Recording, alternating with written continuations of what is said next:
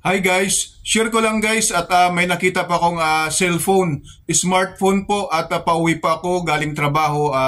Pauwi na pa ako guys ng Taytay Rizal at sakay pa ako sa bus na RRCG at yun nga, may napulot po akong cellphone mismo doon po sa upuan po ng bus.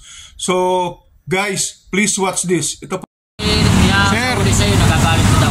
Sir, itong cellphone mo, ipapaliwanag ko lang kayong cellphone mo. Diba, conductor ka kanina, nasa likod ako, kinamang ticket.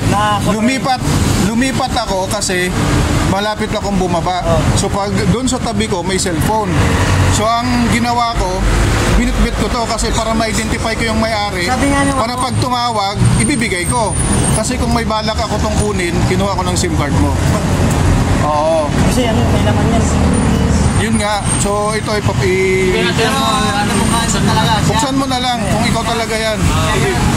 Oo, yan, pabuksan mo siya.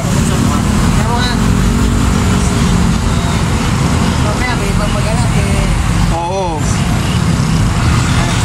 Kaya ito sir, naka-record to na ano pangalan mo sir? Michael Ali. Oh, sige, selfie tayo. Oh, yan. Salamat ka. Salamat. Oh, sabay may kumayari ng cellphone.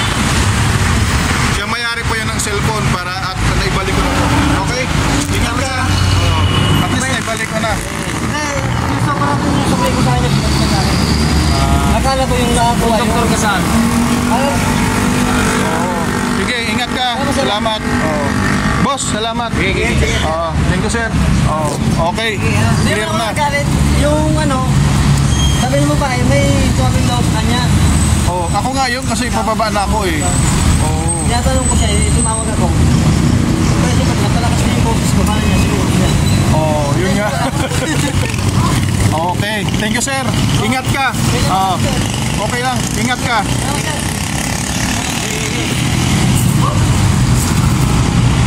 Sa iba yan, wala na.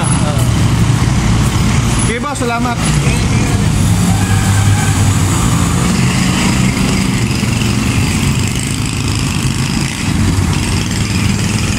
So yun guys, at naibalik ko na po guys yung cellphone sa may-ari. Yan po yung nakita kong cellphone. Guys, yung video na po yan guys ay kagabi po yan guys. October 20, 2023. So may nakita po akong cellphone guys sa bus ng RRCG. At naibalik naman po guys natin sa totoong may-ari yung cellphone at thankful, nagpasalamat naman po yung may-ari ng cellphone at naibalik naman po sa kanya po ang kanyang cellphone. So guys, mag-ingat po tayong lahat and stay safe as all. God bless everyone. Honesty is the best policy. God bless. Maraming salamat po pala sa aking 12,000 subscribers sa Kuya Dan Vlogs on YouTube channel.